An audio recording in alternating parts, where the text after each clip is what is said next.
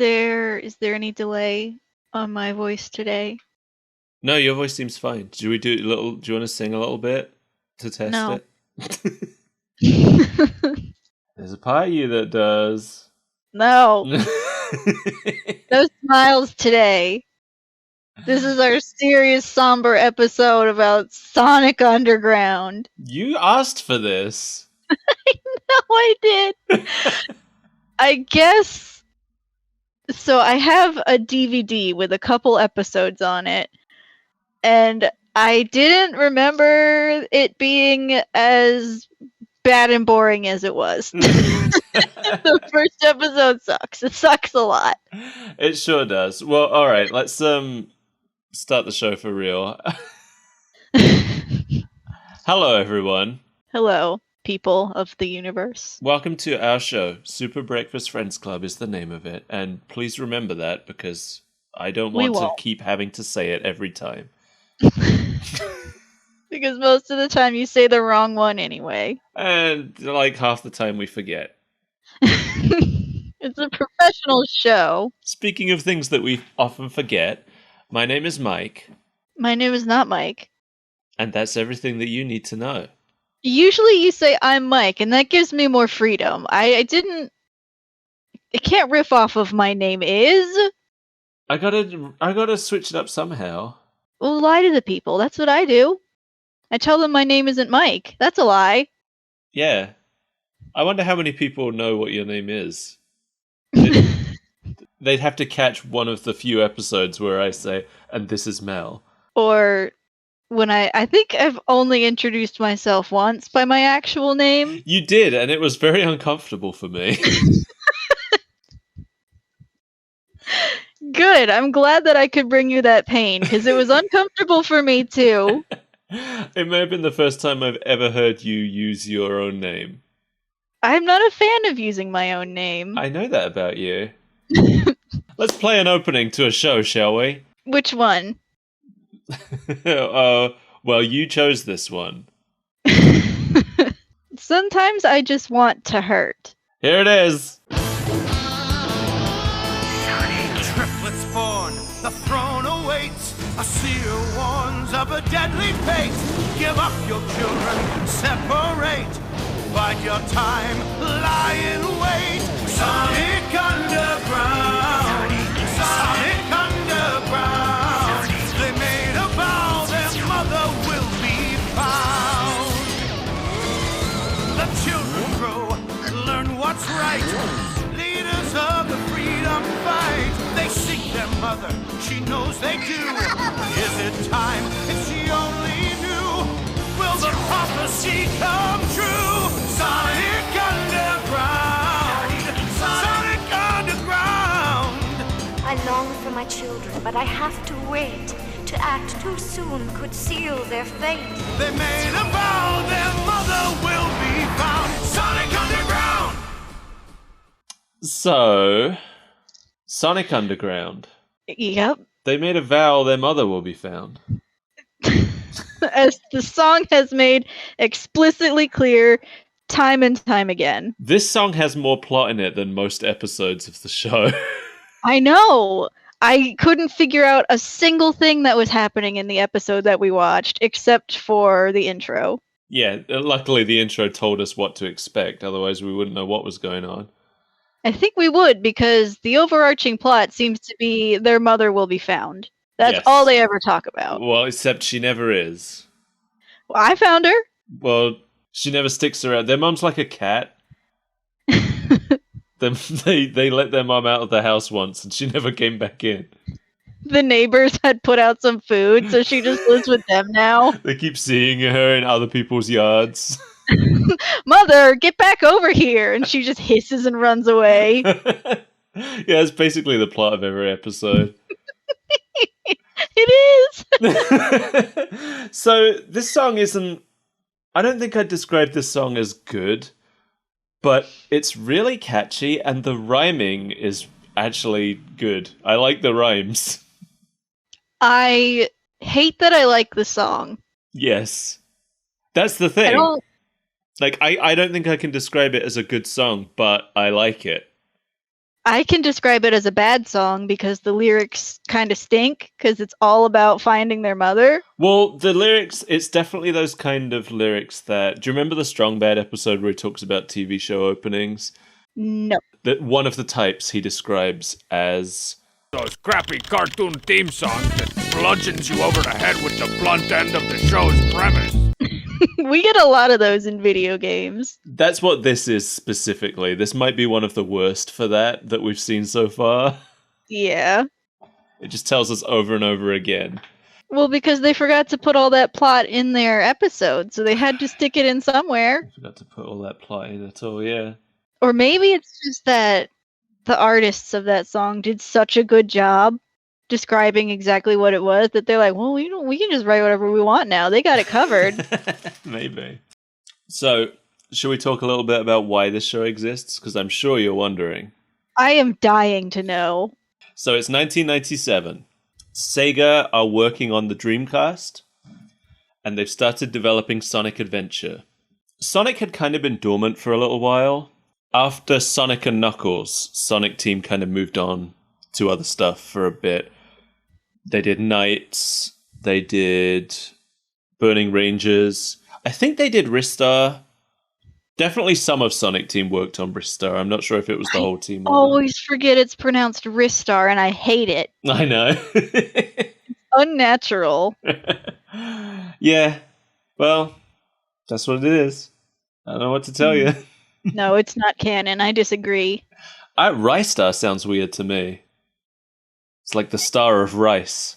It sounds more like a thing that exists than Ristar, which just sounds like a wrist something. Well, yeah, he's got stretchy wrists. Like wrist. His wrists stretch out. I don't think that's actually the reason he's called that. No, that would be stupid. We had Sonic 3D, we had Sonic the Fighters, we had Sonic R, but they were all made by outside studios, and I think most of them weren't seen as very good. Everybody was waiting for a real new Sonic game, and Sonic Team were finally doing it now. But Sega of America thought that they needed to kind of revitalize the Sonic brand in preparation of this new game coming out. This was their grand idea. So they contacted Deke, their old friends, to produce a new Sonic the Hedgehog show as marketing. The show first aired in France on January 6th, 1999. America's not ready. Let's give it to France. America got it on April 4th. Both of those airings were before Sonic Adventure came out in the West, which was September that year. But after it came out in Japan, which was December the year before. So Sonic Adventure was out there in the wild. The show got one season of 40 episodes. That's too many. Yeah, I agree. You say one season, I'm like, oh, that makes sense. But then you follow it up with 40 episodes, which I know is how cartoons worked back then, but I wish that it wasn't. Earthworm Jim was a good few years before this, and that had 2 seasons that only totaled like 26 episodes. So because they put work into that. It took more time to make. Well, I have a lot of behind the scenes information here about the show, so hold on to your hats. I will put one on just so I can hold on to it. We've already covered one of the 1993 shows. We covered the weekday afternoon one. Mm-hmm. We haven't yet covered the Saturday morning one, which is heavily tied into the development of this show. Oh boy. Because Deke reused a lot of character designs and even entire backgrounds from it. Entire backgrounds? They're in some weird future dystopia. What was going on in the other Sonic? Exactly that. Like, I think pretty much any shot of Robotropolis is reused from the Saturday morning show, I think. What the hell? I know, it's weird. And the design of Robotnik is reused from it. The design of Sonic is reused. They just added a funky new necklace to it. I did think that he looked awfully round. He sure doesn't look like 1999 Sonic the Hedgehog. No. He's stuck in the past. You would think that Sega would have sent them some like model sheets from Sonic Adventure and been like, this is what he's going to look like now. They obviously didn't care what was going on if this happened in the first place, because, correct me if I'm wrong, Sonic isn't in a band in Sonic Adventure. No, he was, although, funnily enough, he was supposed to be in a band in Sonic 1. But the idea was scrapped. We talked about that. And he Yeah. had a weird girlfriend. Oh yeah, I had a human girlfriend called Madonna. But the band were dropped pretty last minute, and it was Sonic on lead vocals. There were a monkey and a chicken who each played guitar, but I can't remember who had which guitar. Oh, that's right. We didn't talk about this on the show. You just sent me the picture. Yeah, there was a rabbit on the drums, and most interestingly, Vector the crocodile on the keyboard. I love that Vector is one of the oldest Sonic characters. I know. He predates everyone except Sonic and Eggman, actually. He's older than Tails, he's older than Amy. A lot of people don't realize how old Amy is, because people think of Amy as showing up for Sonic CD, but she was actually in the manga before Tails showed up, so Amy's older than Tails is. Video game media is wild. Charmy B is also older than Tails is, because he was in the manga too. What is going on in the manga? I don't know. I wish so much of it is lost, and that's such a shame. I wish that Sega would do a re-release of the manga, because it Wild. never got released outside Japan, and all we have is like odd scans.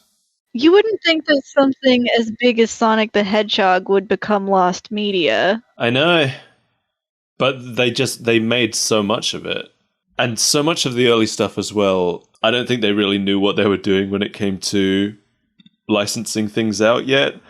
So much of it is tied up in rights disputes and stuff. Yeah, that does sound like Sonic. Yeah. This show also involved a few of the lead writers from the Saturday morning Sonic show. That is bananas. Yes, but the show was very rushed. According to one of those writers, they were doing 2 episodes per week. Yeah, that's obvious. So they didn't have much time to create any running plot threads. He said that they were allowed 1 3-part episode. Or no, 2 3-part episodes, I think.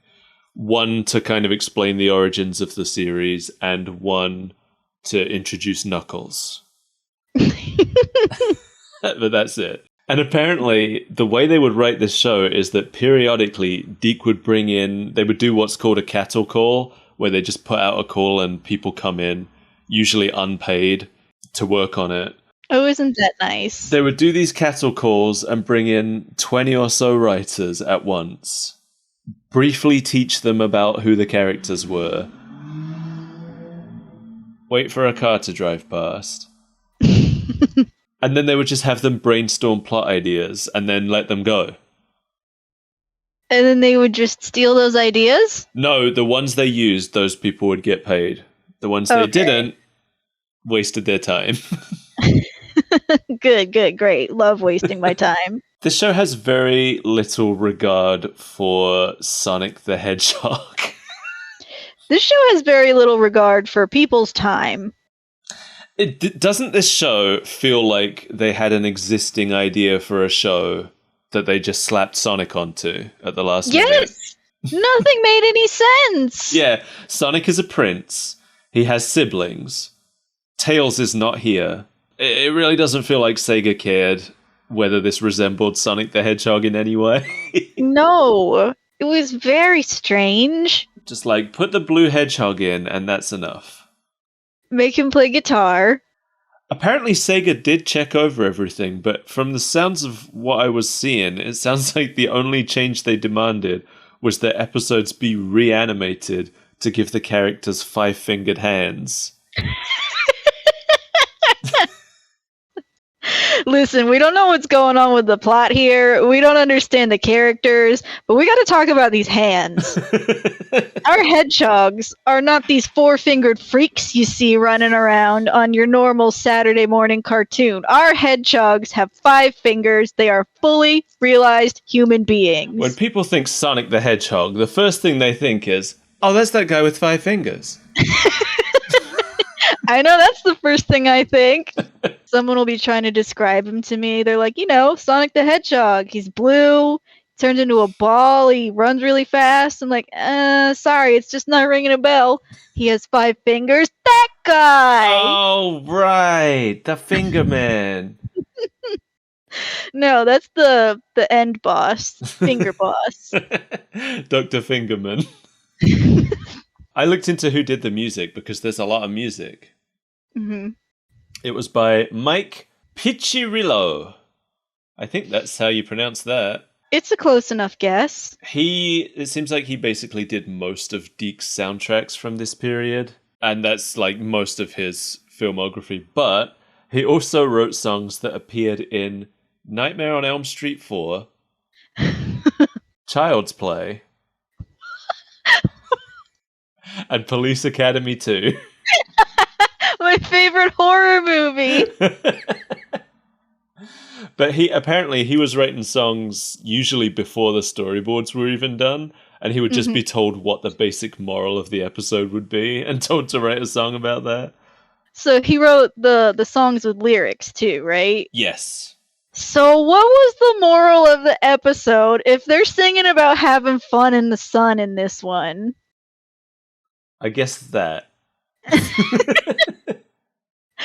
Our mother's been kidnapped and forced to marry Dr. Eggman. Have fun in the sun, kids. So Ben Hurst, the writer of this episode and also story editor, he was also the main writer on the Saturday Morning 93 show. I found a quote from him about why there are songs in this show.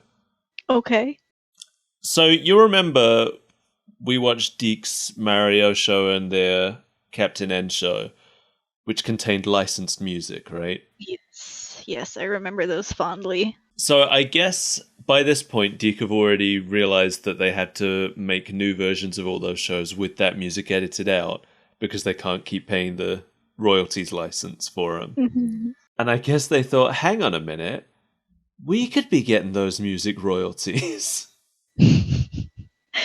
So according to Ben Hurst, the reason for all the songs is that Deke realized that they could collect extra residuals from ASCAP/BMI, the group that pays song royalties. So Deke would make deals with the songwriters to split or sign over the rights to all the music. Mm-hmm. And then every time the episode airs, not only do they get the royalties from the episode airing, but they also get extra royalties from the song rights. That's absurd. It is. So, real quick, brainstorm. You and I, you think we could start writing some songs? You want to put a song in every episode? Do we get royalties from it? I'd have to do probably contact a lawyer or something, but maybe we can make it happen. We'll workshop this. Yeah, you write some songs and I'll collect the royalties. That's going to be difficult. I don't know anything about music, but some of these songs, I could compete. Yeah, I think so. What were there, like 5 words looping in the song in this episode? Yes. Anyway, this episode is called Wedding Bell Blues. I had the blues after watching it. It's written by Ben Hurst and Pat Alley, who wrote together for Ghostbusters, Captain Planet, Tiny Toons, and the 1993 Saturday Morning Sonic show. That's wild, because some of those shows are good.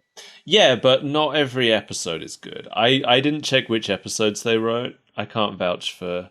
Okay. Ben Hurst had spent years trying to get the 1993 show revived because they had a planned conclusion that never got made.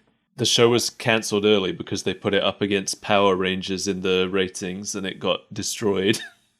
Yeah, rightfully. Power Rangers was awesome. Yeah. So the last season of that show never got made and he, for some reason, couldn't let go. What is it about people who've worked on Sonic and not being able to let go of it, by the way? Have you noticed that?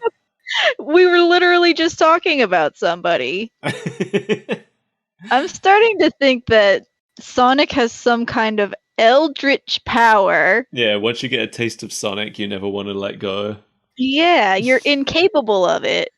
It becomes an obsession. Yeah. I mean, look at you. I haven't had my taste yet. No, wait, I Now I'm did. working on him. They put me in Sonic and the Black Knight, didn't they? Maybe Oh, that was they my sure taste. did. I don't know. I think you got a taste of him some 30 years ago, and you've been unable to get it out of your mouth since.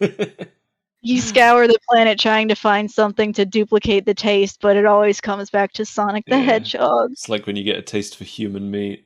Yeah. We've all been there. Ben Hurst and Pat Ellie were brought into working on Sonic Underground after all the development work had already been done, and they weren't allowed to change the direction of it. They were stuck with the band, they were stuck with the siblings, they were stuck with having a song every episode. According to Ben Hurst, they thought many of Sonic Underground's episodes weren't in the spirit of Sonic, but couldn't do anything about them. Now, I'm going to go ahead and point out here that when he says the spirit of Sonic, he's talking about the Saturday morning 1993 series, which I would argue was also not in the spirit of Sonic. Ah, yes, that show that isn't canon is clearly in the spirit of Sonic. That show was very dreary, very dark. I mean, we'll look at it eventually, but it doesn't capture... It probably captures... Ironically, it probably captures mid-2000s Sonic better than it captured 90s Sonic. No, 90s Sonic was fine. You run fast and you jump on things. Yeah, this old show, it felt more like Shadow the Hedgehog era Sonic, I think. In my opinion. And I was never a big fan of it. But anyway, I have here a rather long quote of something that Ben Hurst typed on alt.fan.sonichedgehog back in 2005. Oh, now this sounds juicy. Did they ask me or Pat or Len Jansen to develop the series? No. In fact, I never heard of the series before a Deke story editor called and asked me and Pat to come to a cattle call for Sonic Underground. I refused. We don't do cattle calls, which, for those of you unfamiliar with the term, is where they bring in about 20 writers to learn about a series and pitch written premises for free in hopes of snagging an episode or two. The story editor got us there by guaranteeing us at least a few episodes, so off we went to a conference room at Deke. We got there, and yep, 20 writers. They showed me an episode of Sat AM, that's what fans often refer to the Saturday morning series as. I don't, because it's stupid. Because we're using our mouths and we can make more than 2 syllables. Yes, I can say Saturday morning. I don't have to abbreviate it to Sat AM. Anyway, they showed an episode of Sat AM first season to illustrate the background of the characters. It wasn't one of mine or Pat's, it was one of the other episodes. After they described the marvelous new direction, siblings, music, missing mother, stupid new characters, they ended the meeting. We were taken into another room with the story editor, who told us he wanted us to write the pilot episode. We did. Sega read the script, then the story editor was fired and we were hired. They also hired another team of story editors who survived through about 8 episodes before they left. We also got a few fledgling writers shoved down our throat by the producer. Results, I had to rewrite their damned unusable scripts from page 1, and they still got paid for the script. I got nada. We tried our best to get some lore going, but Deke was racing through the series at 2 episodes a week, an insane pace and one calculated to maximize their profits. We managed to get a 3-part origin story through, but with the limited time we were unable to tie everything together. Wow. Sounds like a dream job, doesn't it? Yeah. I love working for free and then being worked so hard that I quit within 8 episodes. Would be, what, a month? If they're doing 2 a week, yeah. Sign me up, boys. Now, there's something that I have to preface this with, because there is fan dispute about what the first episode of Sonic Underground is. Oh no. When the show first aired in the US, it began with an episode called Beginnings. Which makes sense. Does it make sense? It does make sense, but it's actually episode 26. It seems like a good starting point for watching the show because it tells the story of how the siblings found each other in the first place. Okay. But it expects you to know who all these characters are already. It doesn't introduce them at all.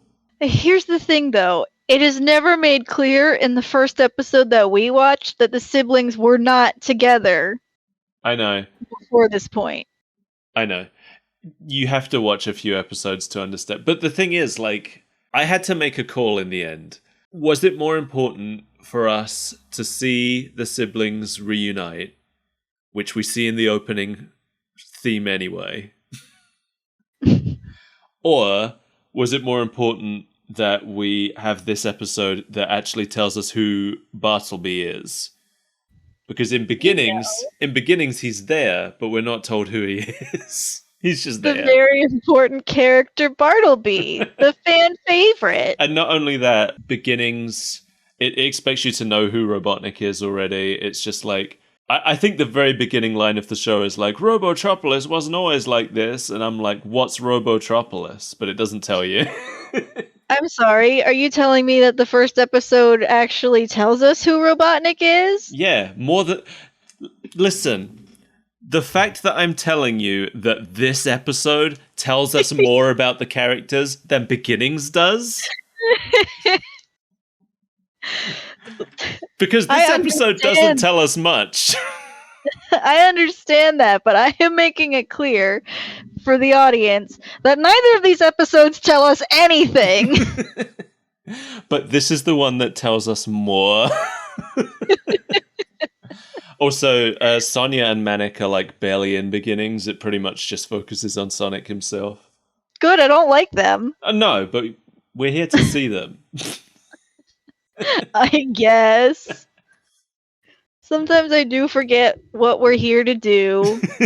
We're not here to enjoy a cartoon, Mel. That is very rarely the case.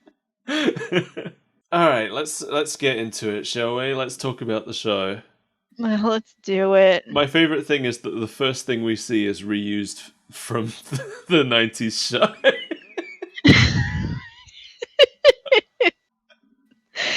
Which, good. It didn't make a bit of sense. It throws us into this futuristic world where people are half robot and explains nothing. Yes, it doesn't even really seem to make sense, all the people being half robot. That seems to be a holdover from the 90s show where we had characters like Bunny Rabbit and stuff. Mm-hmm. Because in this show, it seems that the rules are you're either full robot or you're not full robot. In the 90s show, he was turning everybody full robot if he found them. In this one, he's letting rich people stay animal. For undisclosed reasons. Well, because they pay him off. I guess It's so. capitalism, baby. I guess so. I guess this version of Robotnik is concerned with money, which is something that no other version of Robotnik has ever been.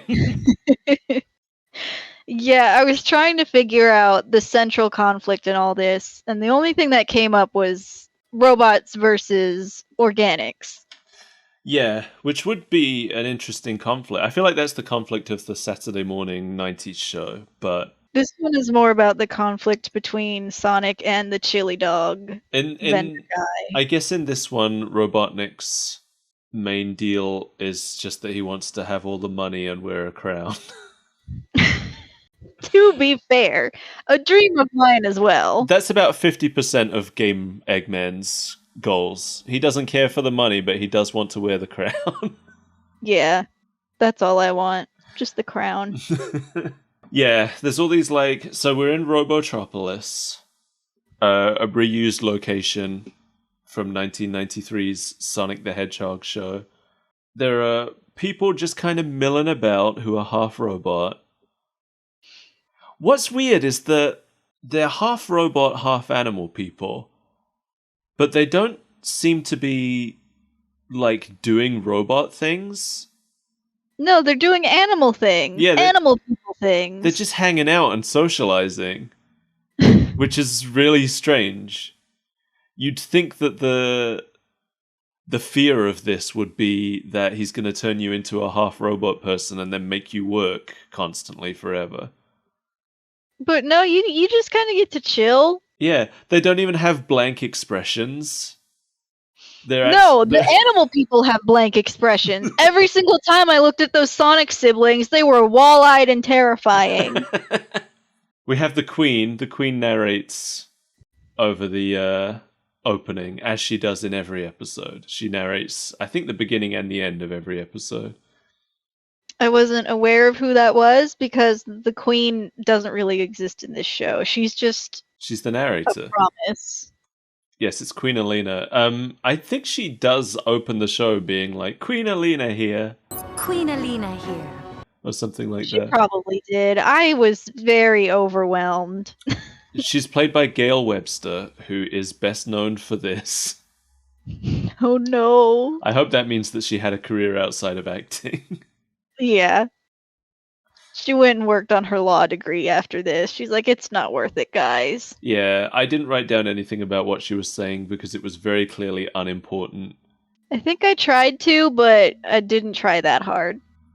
Sonic shows up to harass a chili dog robot.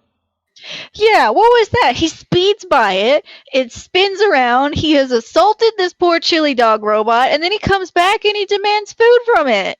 I was just hung up on the question of why there is a chili dog robot. I was also hung up on that question as well. Why did Robotnik build a chili dog robot? And more importantly... Specifically a chili dog robot. More importantly, what animal did he turn into a chili dog robot? One day I woke up and I was just a chili dog robot. Anyway. Yeah, who threw the short end of that stick? Because we've got Dingo over there who can be whatever he wants if you shoot a laser beam at him. Oh, we'll get to Dingo. So the van pulls up. Right, the party van. Yeah, I don't know if this van has a name, but it is in every episode. It's where they live. Good. I'm glad that they have to live out of their van. I guess it's their tour bus. And Sonia and Manic hop out. We are told in no uncertain terms that Sonia is a girl. Oh yeah, because she won't shut up about her hair appointment like all of us women. Yeah, we're basically, it's rubbed in our faces very clearly here that Sonia is a girl, Sonic is a narcissist, and Manic is a kleptomaniac. Yeah, that's really the only character trait we see out of Manic all episode. That's the only character trait all three of them have. That's it. It's all three of them are good people. Sonia is a girl and she's spoiled. Sonic is Sonic the Hedgehog. And Manic is a thief. And that's it. That's all we need to know. All three of them are played by Jaleel White.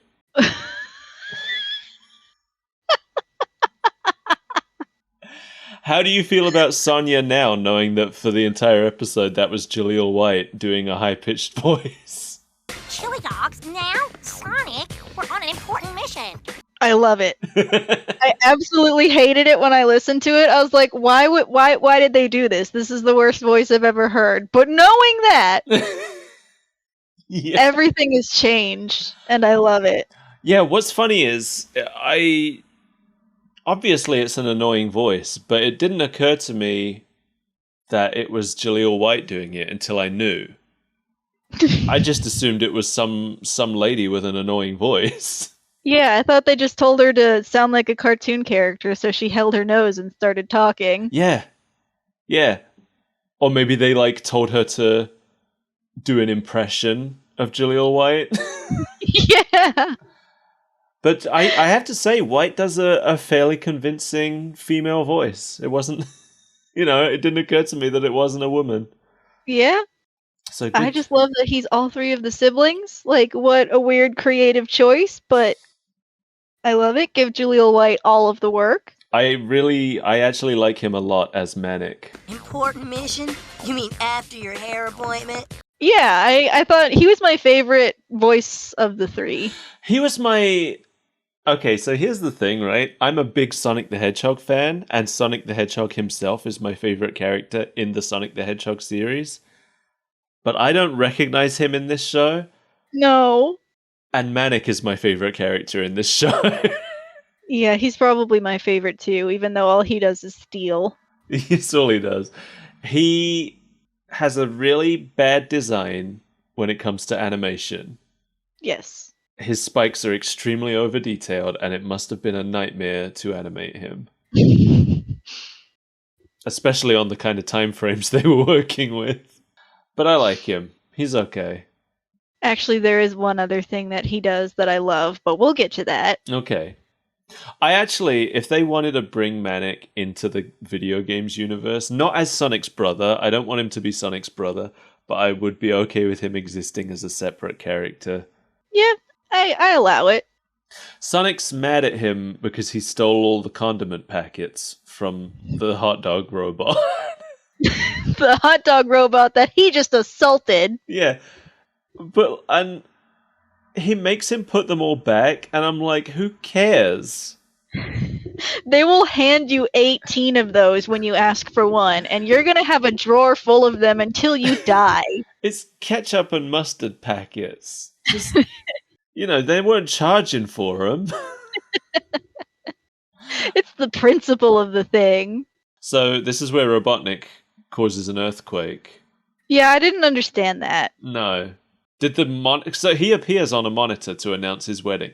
Did the monitor pop out of the ground or something?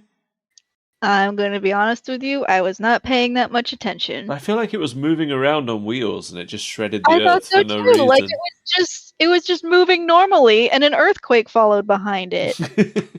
I guess it got everyone's attention. But yeah, this Robotnik, he says he's marrying the queen tomorrow, and then he begrudgingly says he'll allow music. I will even allow music to be played at this joyous event. I hate this interpretation of Robotnik where he's like, hates all forms of fun. Right. I find it so boring. As a dictator, there is no fun allowed in my kingdom. It's also so at odds with the Eggman of the games who builds theme parks constantly. Yeah. Or like casinos. Yeah, he's clearly all about fun in the games, and always has been. It always will be. His robots in the games are all silly animals with googly eyes. This is what bothers me about this show and the earlier show. I feel like the one we already looked at, Adventures of Sonic the Hedgehog, is the only one where Robotnik felt anything like Eggman. Mm-hmm. Because that's the only one where he's actually making silly animal robots and doing stuff for fun rather than to be super evil for no real reason. You know, I was just thinking about that Eggman earlier today, and about the fact that he thinks of himself as the sexiest man alive. Yeah. I love that. It's great. The 90s were a weird, dark time for media. Like, culturally, we were doing all right, but our media was not. No. Something was... So much of 90s media made its villain capitalism. And we didn't listen. We didn't listen. But the thing is, and I think the reason that people didn't listen is that the villains were always basically capitalists, but they were grotesque, cartoonish, over-exaggerations of capitalists. Mm-hmm. To the point where, like, nobody really takes them seriously. Like, you can't believe that this Robotnik is a real thing. I think if you want to make capitalism the enemy, you've got to make the capitalist, instead of making it a huge, fat, gross guy who's evil just because he wants to be evil and for no real reason, you've got to make your capitalist villain like a good-looking, charming guy. Lex Luthor! There we go. Lex Luthor's a good capitalist villain. Yeah. The first one that came to mind for some reason was Jake Gyllenhaal in Nightcrawler. I haven't seen it. It's pretty good. Okay. I'll take your word for it. But yeah, that's what I like, a Lex Luthor style capitalist villain. I don't like what is his name? Limburger. I'm thinking of the guy from Biker Mice from Mars. I can't remember his name. That's basically what Robotnik is here. Mm-hmm. He's got no personality. He's got no style. He has no grace. This guy man has has a funny face. Robotnik here... Did I already mention that he's using the same design from the Saturday morning show? Because I meant to. You did. Okay. He's not using the same voice. I didn't like his voice compared to the one that we watched before. No, this is by far the most boring Robotnik that has ever existed, and it's also the most boring voice. And it's a shame because I like the actor. So, in the 1993 show, Robotnik was played by Jim Cummings, who we all know. We talked about him recently when we covered Earthworm Jim. And he'll be back. He'll be back for other things. But in this show, he is played by Gary Chalk, who we already know as the voice of Grounder. Oh. And it's such a shame because I love him so much as Grounder. Yeah. Really not selling Robotnik to me. But I think a lot of that is just that this Robotnik is impossible to sell. Yeah, it's the character. It's not the acting. Yeah, the acting is fine for this boring, one-dimensional character that Robotnik is here. I love... So when he announces that he's marrying the Queen, Sonya's reaction is to say... There's no way Mother would marry someone she doesn't love with all her heart. It was so weird. The kids were really gatekeepy about their mother's love life. Well, not only that, but, like, they're all talking like they've met her since they were babies. That's true. See, I kept going back and forth watching this because of the way that they spoke about her. I was like, well, obviously they've met her since they were infants. Doesn't it? It sounds like they know each other so well. Yeah. But they don't. They're not supposed to know a thing about each other. That makes this line even weirder. Like, they don't know. For all they know, their mum would marry for money in a heartbeat. They've never met her. Yeah, so, like, starting off the show, I'm like, okay, she abandoned them as babies. They're trying to find her. But the way she's the only thing they talk about her so intimately. It's like a reverse Bechdel test. Bechdel Yes. test, whatever it is. Yeah, it's weird. It's weird. But they figure out it's a trap based on the fact that they don't believe that their mother is the kind of person who would do this. And they should have figured out it was a trap based on the fact that Eggman is hiring musicians for absolutely no reason. That's a good point.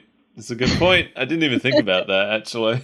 It's the only way to guarantee that you're going to get these little musician children is to have musicians come and play. I think the reason it didn't occur to me is because the show has done nothing at this point to tell us that they're musicians. That's true. Except for the opening, I guess. And they're cool necklaces. Yeah. Do you think they ever sold replicas of those? Someone did. I don't think Sega did, but someone did. Check Etsy and get us some. Which one do you want? I don't know, because obviously we're both going to get manic, but we can't both be manic. No, see, Manic's my favorite of them, but I wouldn't really care for a drum kit necklace. I'd probably get the guitar one. Yeah, I guess I'd get the keyboard. And, Joe plays the drums, so he can have the drums one. Oh, Joe is involved in this now? We need a drummer, Mel. Yeah, I got no alternatives. So Sonya says she knows someone who can get them in to the wedding. Oh, yeah, and she name drops him, like we should all know who this guy is. Yeah, but we're not supposed to. Because this is the first episode. Well, unless you watch the episode that America considers to be the first episode, where he appears but isn't introduced. But no, I don't count that. Yeah, Bartleby is. I think that he is Sonya's fiance. That is not made clear at all. I thought she was just seducing this man. No, so something that isn't made clear properly in the show at all, I feel like, but which I picked up, like, watching it when I was younger, when it first aired. You have to watch, like, probably 10 episodes to really piece together everybody's backstories, because it's kind of drip-fed to you in little bits throughout different episodes. But when the kids were split up to keep them safe, the Queen left Sonia with some high society rich people. She left Sonic with some just, regular working wage people. And she left Manic below the poverty line. Why would you do that? Why would you do that on purpose? I don't know. What a shitty mom. But that's why they're like this, because Manic is the one she hated. So he grew up in poverty. And that's why he steals. And this was the accident. I guess he'll fare well out here in a dumpster somewhere. Were they triplets? Yes. This Manic was still an accident. We don't know who their father is. There's no father ever mentioned. I bet it's Robotnik. That's the twist. That's the twist from the final episode that was never made. Meanwhile, in Robotropolis, Robotnik's all mad about how much this wedding is costing him. Which is hysterical, because this is a fake wedding that he's throwing as a trap to catch some children. Yeah, and how is it costing him so much? His employees are robots. I don't know. I guess these robots still have rights. He's still paying them a decent wage. The chili dog robots have all unionized. You gotta get that Robotropolis living wage. He's ranting about it to Sleet and Dingo, the absolute worst henchmen that any Robotnik or Eggman has ever had. They stink. I hate them. What a waste of good voice acting. They're awful. Yes, they're awful. And they're played by... Well, one of them is played by a really good voice actor. Yeah, Eggman has a long tradition of having a pair of bumbling sidekicks. Scratch and Grounder, Sonic X had Deco and Boko. Nowadays, we pretty solidly have Orbot and Cubot across all media. Sleet and Dingo rate as by far the worst of any of them. They're boring. No. Deco and Boko are boring. Sleet and Dingo are offensively irritating. Like, I don't hate Deco and Boko because there's just not much to them. Mm-hmm. I love Orbot and Cubot. I love Scratch and Grounder. I don't know where I'd rank those two groups. I don't know which one is better. I think I would put Orbot and Cubot as my favorites of all of the henchmen. Just because I love that they have a cohesive design. They look like they belong together. The weirdest thing about these two is that they're not robots. You're telling me that the man that gets zapped by a laser beam and turned into a chili dog robot is not a robot? I don't think he's a robot. He doesn't look like a robot. He doesn't look like a robot, but I was like, I don't know, maybe they're like covert robots, because what else explains this mad science? Nothing explains it. There is no explanation. I don't know. I can't explain it. We'll talk about that more when it happens, because I forgot that was a trait of this character until it happened. And it happens repeatedly. So this is Sleet, I guess he's a wolf? I guess. He is played by Maurice LaMarche. Maurice LaMarche, probably best known as the Brain from Pinky and the Brain. He also plays a ton of Futurama characters. I think the most important one he plays is Kif. But he's also Calculon and Morbo and a ton of others. I didn't realize that he is also Big Bob in Hey Arnold, Helga's dad. Oh, that's right! Big Bob's Beepers! Yeah. Apparently he was also Egon in the Ghostbusters cartoons, which I didn't know either. Cool. He played Dizzy Devil in Tiny Toons. He was Mr. Freeze in the Arkham games, and I loved him as Mr. Freeze. He really captured that character well. Did he tell a lot of ice puns? He didn't. I don't think he told any ice puns, but he really captured the inner pain of the character. That was like some serious voice acting he did. I don't care about inner pain and capturing a character. I want ice puns! I know. Maybe there were some. I don't remember them, though. And he also, at various points, has played Popeye, Inspector Gadget, Mortimer Mouse, Pepe Le Pew, and Yosemite Sam. Then we have Dingo, who I guess we have to assume is a dingo. I don't think he is. He looks like he looks like a bandicoot as interpreted by Crash Bandicoot. Yes, that's exactly what I was thinking. He looks like Tiny. I think that was his name. The big beefy bandicoot. Wasn't Tiny the tiger? God, I can't remember. Is he a tiger? I haven't actually played any Crash Bandicoot games. So I'm in no place to... Maybe he was a tiger. Yeah, He doesn't have stripes. his name's Tiny Tiger, apparently. Why does he not look a thing like a tiger? Literally all you have to do is put stripes on him. I don't know. The first thing that came up in People Also Ask is Tiny a bandicoot? And why isn't Tiny a bandicoot? He does look like one. Yeah, he just looks like a beefier Crash, huh? Yeah. There is a big bandicoot character, but it's not Tiny. I can't remember what his name is. This is gonna get me some questionable results, but I typed in Crunch. big beefy. Yeah, I typed in big beefy bandicoot, and he's the first one that came up. It's also PG-13 fetish stuff, but got some feet, we got some muscles. Well, yeah, Crunch Bandicoot does kind of look like Dingo from Sonic Underground. Dingo is played by Peter Wilds, who really didn't do much else. Oh. He apparently appeared often in Sherlock Holmes in the 22nd century. Okay. And I hate both of them. I hate these guys. Yeah, they stink. Get rid of them. Bring Scratch and Grounder back. Oh my god, can you imagine? If they took this show, took out Sleet and Dingo, and put in Scratch and Grounder, I would probably enjoy the show. Yeah, because there'd at least be jokes in it. Well, I don't know. It'd still be written by the same people, I guess. That's true. They'd just turn into Sleet and Dingo, but in the wrong bodies. I mean, you have to remember that there are attempted jokes in this. I know.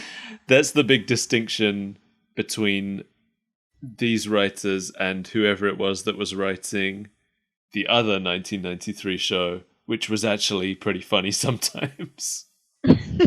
These people weren't comedy writers, which is wild because they wrote for Tiny Toons. Yeah, but they were just the mouse that sneezes. They only That's wrote the whole 3 joke. episodes. So the hedgehogs are trying to sneak into Sonia's boyfriend's mansion, dressed as cleaning people.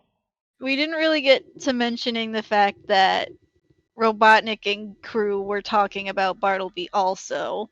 Oh yeah, that's right. Everybody's just riding Bartleby.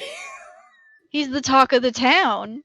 I guess when you're a rich dandy, everybody just thinks about you all the time. I wonder if this means he's like the richest person. I guess he probably is. I never really thought about that before.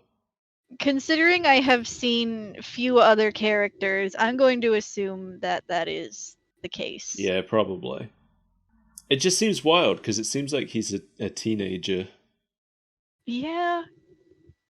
I'm trying to think because there was like an audience at the wedding, right? But I can't remember if they were animals or robots. They were animals. Yeah, there was a whole audience of animals. And what's weird is that this show seems to take place in a futuristic setting, but like I was looking at some of those animals in the audience and they were like dressed like Vikings and stuff. They were dressed like peasantry. I I don't think anybody knew what was going on with this show. No, it feels like there's a big disconnect in every aspect of this show.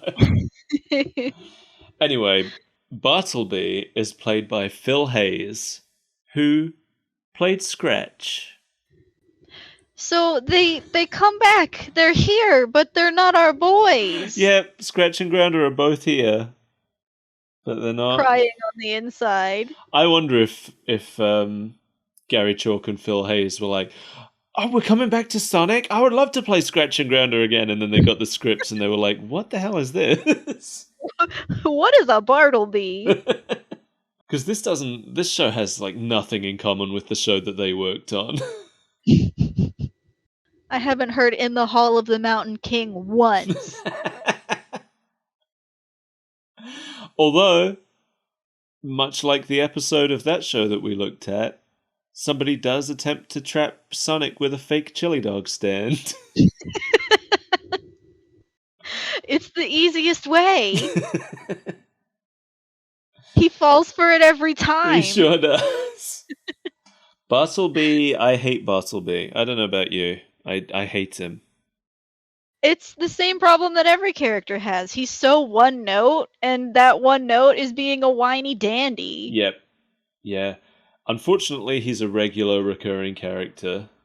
So Doing what? Whining? basically, just hanging around being rich, being Sonia's fiancé. That's a damn shame, because the rich are rife for parody. They're so easy to make fun of. I mean, I feel like the show does make fun of him constantly. The thing with Bartleby, right? I know we haven't looked at the other 93 show yet, but Bartleby is basically the exact same character as Antoine from that show. The only difference between them is that Antoine has a French accent and Bartleby has a British accent. They are the same character, and they're both insufferable. But they're not making fun of the right things. No, they're just making fun of what a wimp he is. Yeah. Just making fun of him for not being Sonic the Hedgehog. Yeah, like, ooh, we're cool, tough hedgehogs that live in a dystopia. We live in a tour bus. We eat chili dogs out of a living thing. I love... I don't know what the writers thought was going to happen. I don't know if maybe the writers envisioned the disguises being more convincing than they are. But I love that Bartleby, Sonia, Sonic, and Manic all show up disguised as carpet cleaners. And Bartleby brings the three of them in. She reveals herself over the intercom so that he would let them in. And he's walking through the mansion talking with her, shit-talking her entire family. Because apparently it didn't occur to him that the two other hedgehogs that came in with her were in fact her brothers. Well, they can't be, because they had overalls and mustaches. That's not what Sonic and Manic have. But so did she. She had them too. Even the moustache, she had one of those on. What confuses me, if they are allegedly engaged, is I guess the mustache really is that convincing, because when Sleet and Dingo show up, she just puts the mustache back on and they have no idea. No, she doesn't. Even do that? She doesn't even do that. She doesn't disguise herself at all. She just gets down on all fours and starts cleaning. And that's How enough. Are they supposed to get married? Well, I think they got engaged before Robotnik took over. Okay. No, they can't have, because Robotnik took over when she was a baby. None of this makes any sense. Oh, it's so confusing. Or they maybe got engaged before Robotnik figured out who she was. Because I guess if she's living in high society until she was a teenager, he has to have somehow not realized that this hedgehog living with these rich non-hedgehogs wasn't the child of the queen. I don't know. None of this is thought out. They didn't think about any of this. Dinner party, and he's like, "Well, I'm looking for these 3 prophesized hedgehogs so that I can kill them and eat them or something." I see you have a hedgehog daughter. That's nice. That's very nice. But the hedgehog I'm looking for is 3. You see the parents that raised each of them at different points, and none of them are hedgehogs. So you would think that Robotnik would be like, hey, there are 3 baby hedgehogs missing, and also these 3 families each have a new baby hedgehog, despite none of the other members of the family being hedgehogs. Maybe Eggman doesn't really understand biology. Oh, you've constructed yourself a new daughter, I see. Which Interesting you've gone for a hedgehog model. I have one of those myself. His name is Metal Sonic. I wish Metal Sonic was in this. We're going to look at some cartoons that have Metal Sonic in later because I love him. Yeah, I love that Bartleby's just there, like, shit talking their mom in front of him. Right. Oh yes, your missing mother. What a bitch, right? Are you still looking for that crone? Remember the queen who abdicated the throne? And the weirdest thing about the whole thing to me is that Bartleby seems to be all in, like, on Robotnik's side. Yeah. So why is Sonya dating this man who don't stole their know. throne? Yeah, like he's weirdly into the whole adoption thing that happens. We'll get to that. Yeah, I think he describes Sonya's mom marrying Robotnik as her coming to her senses. I'm so glad your mother has finally come to her senses. That's right. It's so gross. It's weird. It's uncomfortable. I was glad that Sonic got so angry about it. But then he revs up his feet like he's gonna run 1,000,000 miles, and then he runs 2 feet to yell at him. One more word out of you, I'm gonna polish this floor with your face. What we didn't see was him first running around the planet to get there. Maybe. Hey, in some canons he does that. Sonic catches Manic stealing stuff from Bartleby. He's been stealing ever since they walked in, by the way. Yes, and we see all these, like, close-up shots of him just snatching stuff at random. So Sonic stops him. Manic says that they could sell all this stuff and make loads of money for the Resistance. And I'm like, he's right, though? Mm-hmm. Why is Sonic stopping this? Because Sonic is the goody two-shoes. He's Mr. Morality. That's so funny because that's so not who he is in any other version of the series. I know. It's very strange. There's one of the most famous stages of Sonic the Hedgehog is you explicitly running from the police through a city. But I love that after Sonic gets mad and makes Manic get rid of the things he stole, Manic throws them in the air, and we have an unnecessary scene watching Sonic run around and catch them. And that's the whole thing. That's it. I like to think that Manic's attitude was like, oh, you want them put back? You do it then. It probably was, but why did we have to watch that? Just, gotta take up some time. Gotta show us. Is this the first time in the episode that we're shown that Sonic is fast, actually? No, it starts off with him assaulting the chili dog guy. That's right, yeah. You're right. Okay. I guess there was no reason. Sonia suggests to Bartleby that he should let them provide the music at the party. I don't know why at this point she thinks that he's in charge of that. Yeah, because that doesn't become necessary until a later scene. Yeah. He doesn't seem to be involved in that at all until Sleet and Dingo show up demanding tribute. I think earlier in the episode, it's basically just, we need to find a rich person that can get us in. Yeah. And that somehow turns into, you're a rich person. Obviously, you can do exactly what we want of you. Yeah, I mean, it works out, but it's a coincidence that it works out. Yeah. I also, when Sleet and Dingo show up, Sonic and Manic just start vacuuming around them just to annoy them. And there's absolutely no point to this scene. No. It annoys Sleet and Dingo and the audience. and it only annoys them for like a second, and then Sleet tells them to turn the vacuums off, and they do it.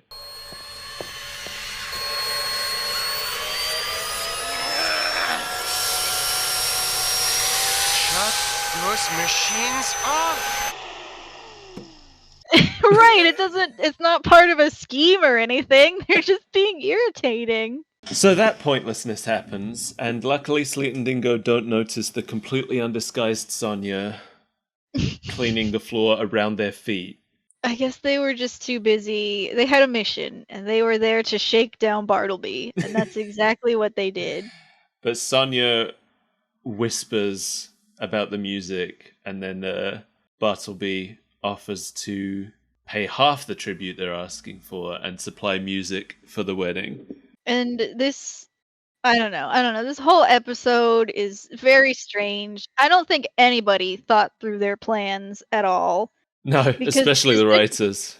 Right. This didn't seem to be part of their plan to get the hedgehogs there in the first place. It's just a coincidence. Yeah. I guess they really did think that the kids were just going to show up and watch their mother get married. I mean, I'd probably show up to watch my mom get married. But... To watch your mother marry a dictator? So I guess we just go right to the party now, right? I think. Now the wedding is happening. Yeah, I say they roll up in Bartleby's car looking like British dandies. Yes, the outfits they put them in are ridiculous. The hair is like twice the size of the hedgehog. They have powdered wigs on, and even though they all have spikes and Sonia has actual hair, she's just got hair attached to her hair in an unconvincing manner. I don't know what they should have done instead, but this wasn't... I don't know. How would you be musicians for a high class? Because I feel like this isn't even what high class musicians look like in the modern era. No, they just wear suits. Yeah, these guys are dressed for... I don't even know what era. Pre-Renaissance? These guys are dressed for a cotillion. Taking place specifically in the past. They're given a bunch of violins and things. I think there's a cello in there. It's just a bunch of classical garbage. Yeah, they toss them all down the garbage chute. I do like that they were provided instruments just without them knowing what kind of music they would play. Yeah. It's like all musicians play these things, right? I guess so.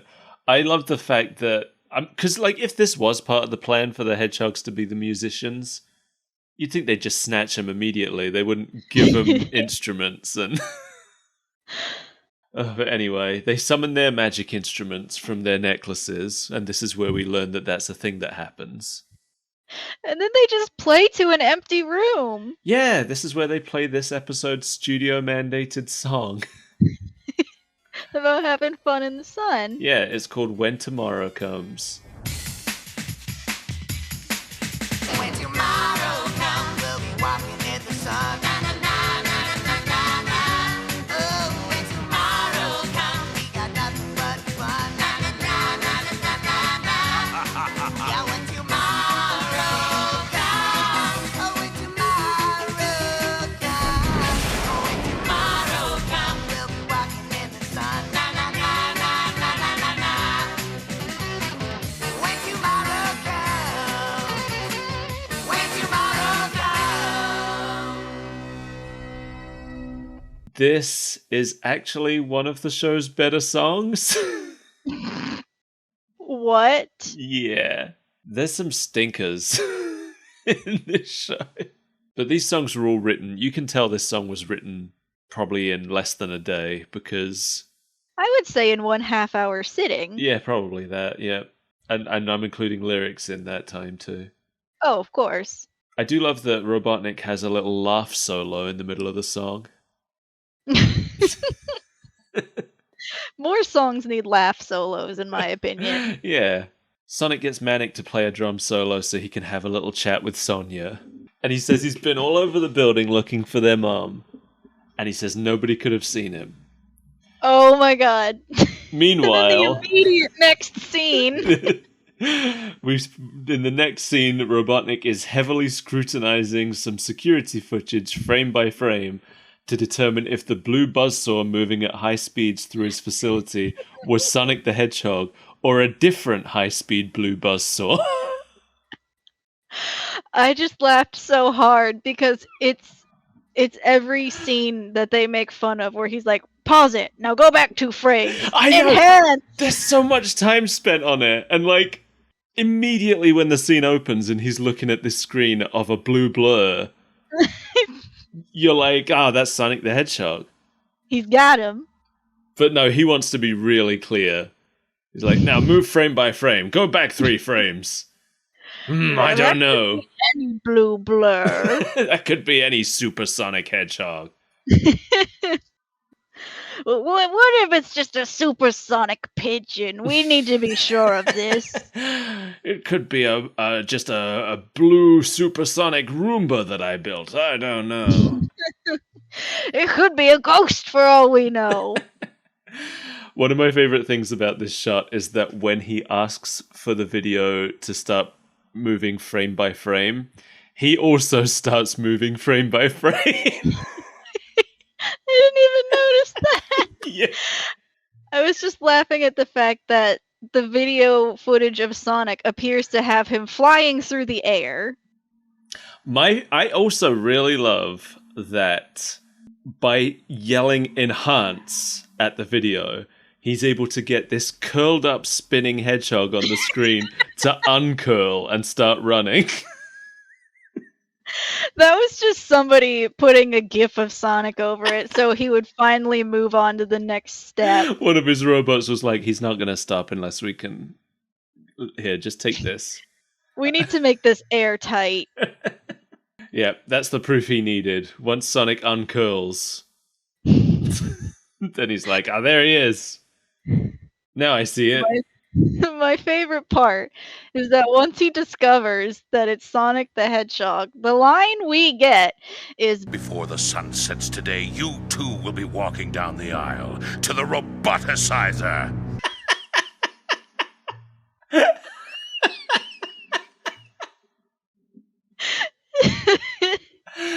I forgot. oh, it's such a stretch and it's so good. Also, absolutely no setup for the Roboticizer here. I think the writers assumed we would remember it from the 90s show. Because that's all, it's lore from that show. Mm-hmm. There's no other version of Robotnik where Roboticizer is a thing that exists. What about when he made Scratch and Grounder? No, that wasn't a Roboticizer. Because the Roboticizer specifically turns organic matter into metal. Oh, okay. And that's... I guess he could just throw a bunch of junk into his. Yeah, the Roboticizer was created for the Saturday morning show in the 90s. It found its way into the Archie comics, because they're mostly based on that show. And now here it is apparently in Sonic Underground, and that's it. It doesn't exist anywhere else.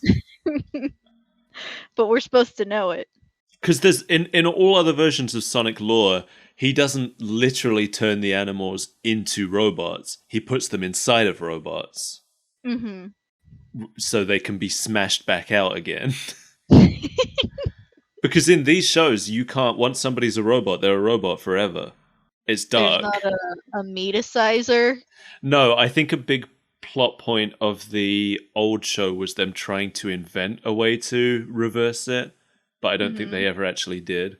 But that's why Bunny Rabbit is half robot, because she got half roboticized before she was saved, and there was no way to turn her back, because unlike in normal Sonic the Hedgehog stuff, they couldn't just smash the robot parts off. So, was her name Bunny Rabbit before she got turned into a robot? I'm not qualified to answer these questions. Because if it was, then what a coincidence. Yeah, I'm not sure. I'm going to assume not, but then, like, feels mean of them to start calling her that. Hey, half-robot freak bitch! Anyway, the hedgehogs are still playing their songs, and a hand just comes from off-screen and gives them a note that says, no rock and roll. Delivers a cease and desist. I just love that this unseen character hands them a note from off-screen. That might be the funniest thing in the show, and I don't think it was intended as a joke. The next part is weird and confusing. So, because before we talk about the next part, I think I know exactly what you're going to talk about, but before we get to that, Sonic puts on some funky music. That's the next part I'm talking about. He covers up their conspiracizing. He just puts on some funk track. my mom or find out what Robotnik's really up to. Any ideas? Well, I specifically want to talk about the music here because this made me remember something. And it's something that I've never seen anyone else talk about. And I did a Google search and I couldn't find anything about it on the internet. But around this same era, Deke made a show called Super Duper Sumos. Super duper sumo, super duper sumo, super duper sumo. They got guts and buzz. And a lot of the background music from this show was reused in that show to the point where sometimes you could hear the melody of the Sonic Underground theme in Super Duper Sumos. It was really weird, and I've never seen it mentioned, so I wanted to put it out there. I don't think anybody watched Super Duper Sumos. Joe used to watch it sometimes, so I would catch it. And just, it would be on in the background while I'm eating cereal or something, and I'd just suddenly be like, that's Sonic Underground music. I don't know. I just thought it was weird that they put on this funk track. The weirdest part about this scene, and this is what I was sure you were going to talk about, is that Manic... So they're trying to make a plan, and then Manic says, Dig this. like he's going to show them something. Yes! And then he walks, and he just leans against the wall and does like a thinking pose, and it opens a secret passage, which he then reacts in surprise to. So, I mean, that is absolutely in my notes, but... So what did he say dig this about? Did he just want to show them his cool pose for thinking? I'm gonna guess that nobody actually understood what that phrase meant when they wrote it. Didn't occur to them that dig this meant check this out. Right. Maybe they thought it meant, yes, I agree, we need to come up with ideas. Maybe. There are so many absurdities in this scene, because immediately following that, Sonia rips her pants. And She turns her jacket inside out. Yeah. She rips her pants. And then she twirls, turning her outfit into a fancy dress of a different color. Like, it has none of the elements she just created are included in this final dress. No. It's magic, that's all. It just feels like the writers spent an hour brainstorming how they were going to get this dress to her and then gave up and wrote that. And there really was no point for it. Like, she says that she's gonna go try and sneak her way into the bridal chamber, but why does she have to be in a dress to do that? The thing is, this whole dress thing, and I want to make this clear, were this a comedy show, that would be a funny joke, and I would like it. This is not a comedy show. Well, it likes to think that it's a comedy show sometimes. It occasionally makes attempts at comedy that don't land. But the thing is, if this show were written like the other one we looked at earlier, Adventures of Sonic the Hedgehog, this dress transformation would feel right at home, and I would mention it, but then I would laugh, and I'd be like, that was a pretty funny gag. But because this show is mostly trying to be serious post-apocalypse dystopia, when this dress moment happens out of nowhere, I'm like, why did they put this in? It's very, very strange, yes. Discordant, I think, is the way I'd describe this show. And not in the good way like Earthworm Jim was. It has a lot of balls in the air and has no intention of catching most of them. So they all split up. Manic is going to take the secret passage that he found. Sonic is going outside for some reason. Yeah, they don't say why. He's just going. And Sonia's going to sneak into the bridal chamber somehow. I mean, she does it. I don't think we're really shown how she does it, but she's in there later. Yeah. Mostly on accident. She's there, like, the same time that Manic gets there, poking around in the stinky old tunnel. Well, they all get there at the same time. Because Sonic comes in through the window as well. Okay, as they leave, though, a tiny robot flies in and finds Sonic's jacket and takes it to Robotnik. And then Robotnik says, So, the hedgehogs are here. I can tell by this jacket he's never worn before. I wasn't convinced by the video footage. but this beige jacket I've never seen before confirms it. There's two robots off screen, like, I told you we wouldn't buy it. I just find it so, like, he's already confirmed with video footage that Sonic is there. Why is this jacket that Sonic has never been known to wear before the smoking gun? Maybe there's an entire shed blue spike in there. It's like the quill from the movie. Yeah.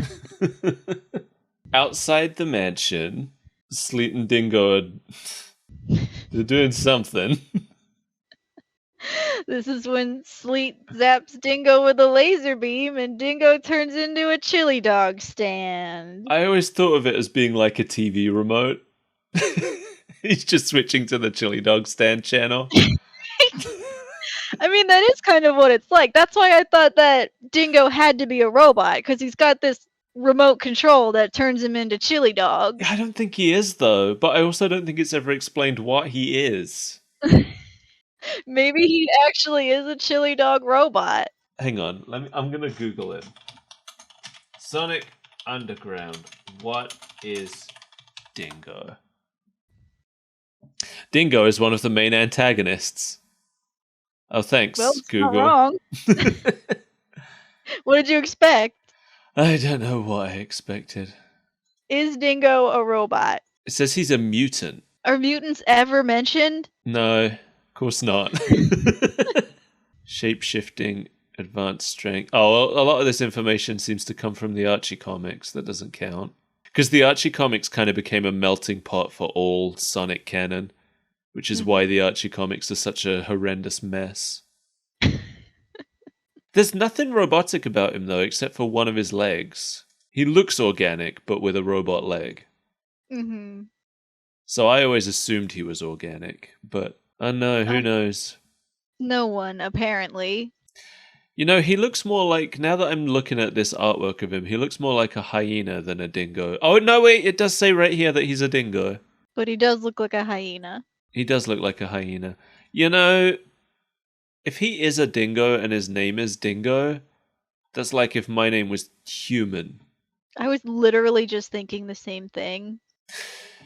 Anyway, I don't want to think about Dingo anymore.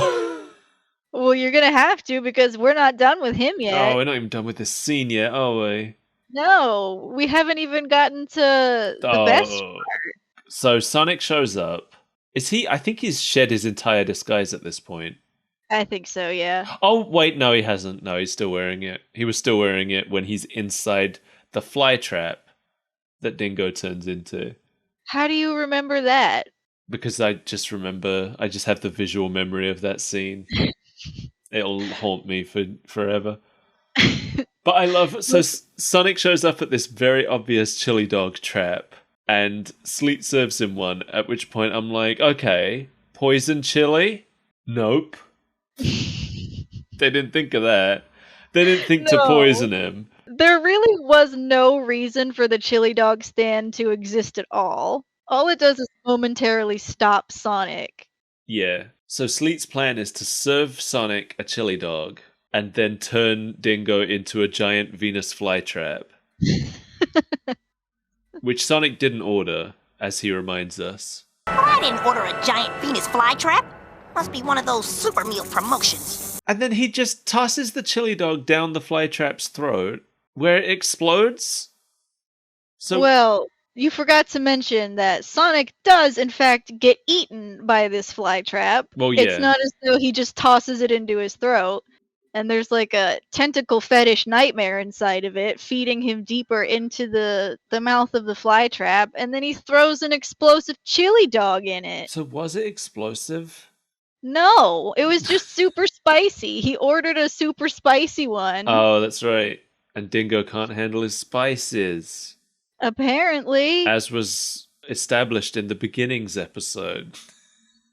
Is that No, a I'm real- joking. No. I have to ask with this show. Mel, there is nothing established at any point in this show. In all 40 episodes. That's not true. It's established that Sonic likes chili dogs. Did they establish that? Or did they just expect us to remember it from the 90s?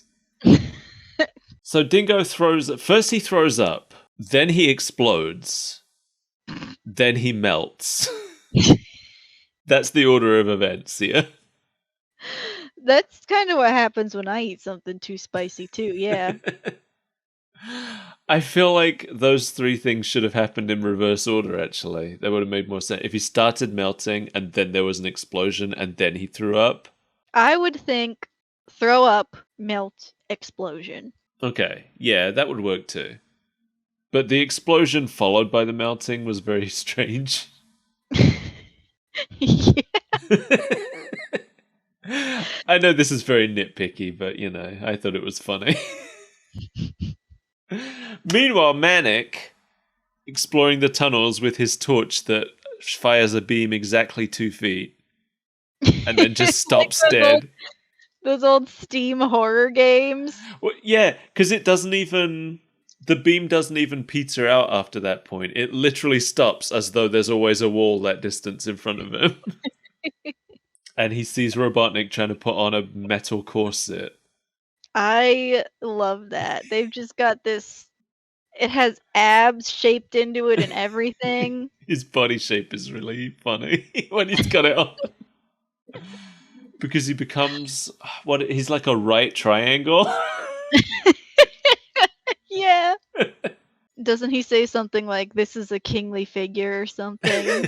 Something like that.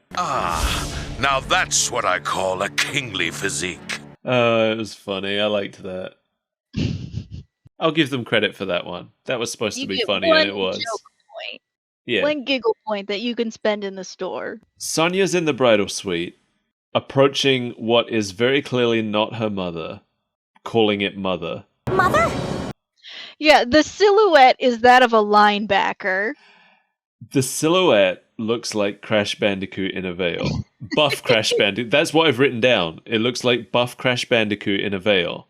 Mm-hmm. But I guess if they've never seen their mother, despite knowing all of her most intimate secrets... No, because there are statues of their mother around and stuff. Maybe she got really swole in recent years. Maybe. She's been in exile, so she beefed up. She's got to fight a resistance, She's got to be in good shape. All three of the hedgehogs arrive at the bridal chamber at once, and they are all convinced that this is really their mother. Sonic even sees the silhouette from a window and is like, "That's my mom." Yeah. I feel it in my heart of hearts. My mother is swollen. But no, it's Dingo. It's Dingo in a dress. And no one saw it coming! I have so many questions because Sleet and Dingo were just outside serving chili dogs moments ago. How long did it take Sonic to get up there? It's Sonic. Like 3 he's seconds. Also climbing. Yeah, but he's climbing because he saw Dingo in the window. Oh, well. Laser beams. This is where we find out that there are actually 2 Sleets and 2 Dingos the whole time. You just never see them all together. I think that goes towards my robot theory. Maybe. Or they're mass-produced. Mm-hmm. I don't think we see any exposed skin or fur on Sleet from the neck down, so maybe he's a robot. Robots. Yeah, maybe he's a robot from the neck down, and maybe Dingo's a robot from the skin inwards. Skinwards. If you ever created some kind of story that's set like all the characters live inside a creature, skinwards should be one of the compass directions that they use. I mean, that was what the premise of my novel was going to be, but now that you've ruined it. Do you want to know what the thing that made me angriest in this whole episode? Yes, because I can't even imagine. For the most part, the writing in this episode didn't make me angry. It just made me groan. And a couple times it made me chuckle. But here's a line that made me actually angry. And that line is, "Oh, thank goodness it's only a trap." A trap? So dumb! They knew it was a trap when they went! There are 2 reasons I'm angry about this. Because, yeah, they went in knowing it was a trap. literally the first scene of the episode, they discuss the fact that it's a trap. That it's obviously a trap. And now suddenly they're shocked. But also, I just hate these jokes where it's like, oh, it's only this. This? Yeah, it's lazy. It's the kind of thing you write when you're a kid because TV has taught you that that's what a joke sounds like. Yeah, it's a self-perpetuating joke that only exists because children have heard it. It was probably funny the first few times that someone wrote this joke. But now it's just a lazy person joke. It's what you put in when you don't have a joke.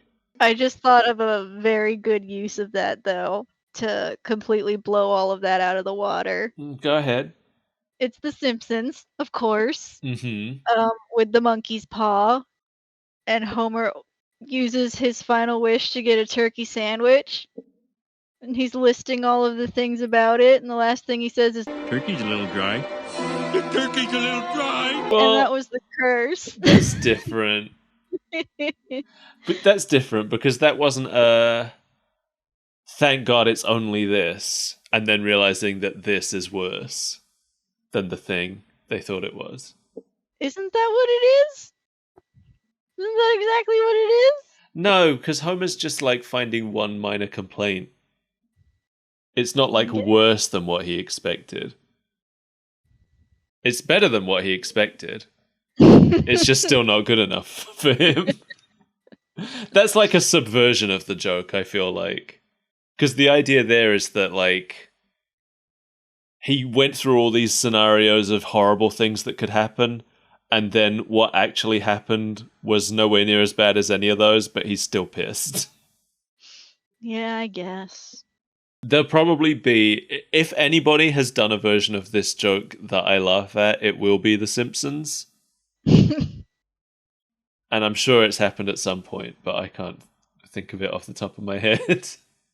But we are not watching The Simpsons. Unfortunately. Unfortunately, the game was based on the show and not vice versa. Well, yeah. So Sleet seals off the room, and here come the boring robots.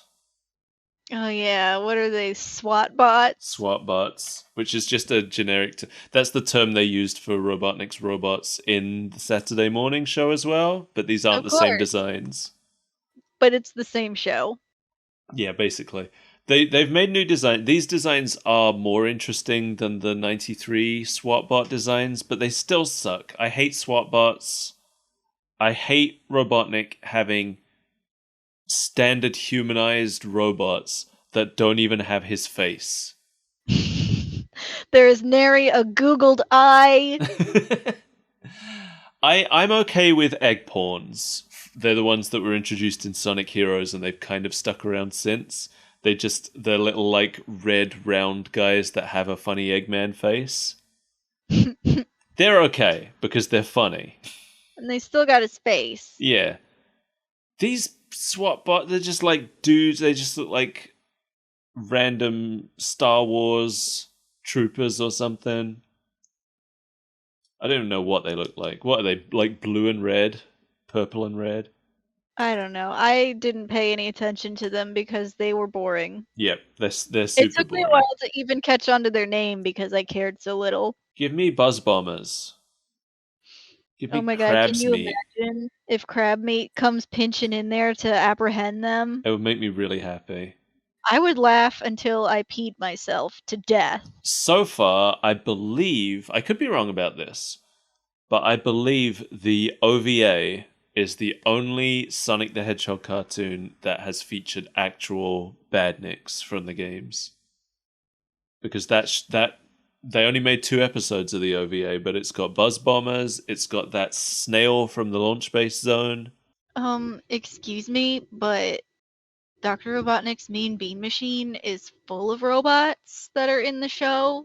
Oh!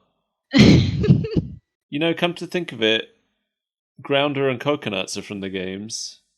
That's true. Yeah, I didn't even think about that. I forgot coconuts existed Yeah. in the show. And there's some other badniks from the games in that show as well, actually. I think there's a later episode that has Roller and Ball Hog in it. So my bad. Adventures of Sonic the Hedgehog actually used real badniks from the games as well. I always forget that Grounder is from the games, just purely because they changed his color for the show. Like, he looks the same, yes, but he also doesn't. So it's easy to forget. He's more expressive in the show.